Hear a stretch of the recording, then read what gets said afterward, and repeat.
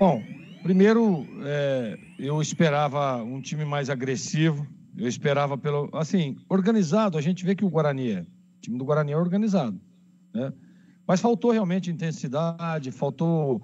Sabe o que acontece, Edu? Às vezes, a circunstância da competição, ela traz o conforto, né? Ah, tá tudo certo, vamos pegar o Nova Iguaçu, pô, vamos atropelar os caras, tá, né? Essa pôr a bola no chão, o gol vai aparecer a qualquer momento, né? Não precisa forçar muito, não, porque depois a gente já está classificado, e aí vai na outra fase, vai que machuca.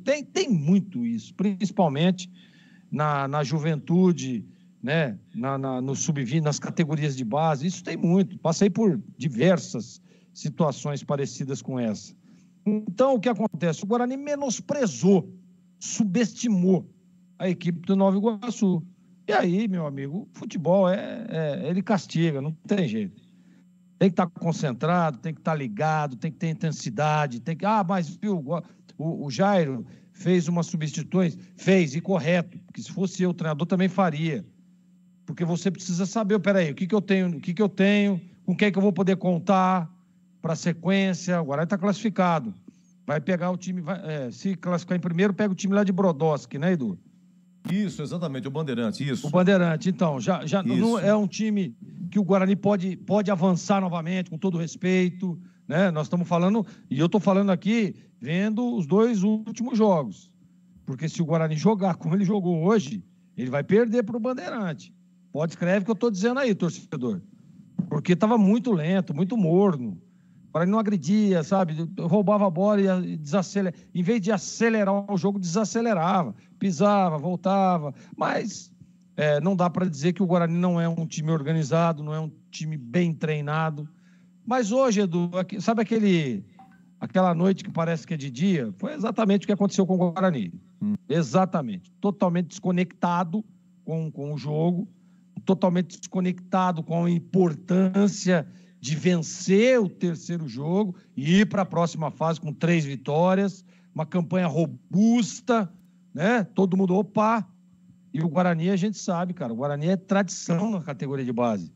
O Guarani tem força, o Guarani tem peso, tem nome, né? O Guarani é campeão da Copa São Paulo, né? Então, aí tropeça. Agora, tem também a situação, viu, Edu, que o Jairo, eu tenho certeza, eu conheço o Jairo. Aliás, o Jairo é aqui de Hortolândia, né? Um cara, um baita de um profissional, um cara que tá no caminho certo, vai se tornar um grande treinador, não tenho dúvida.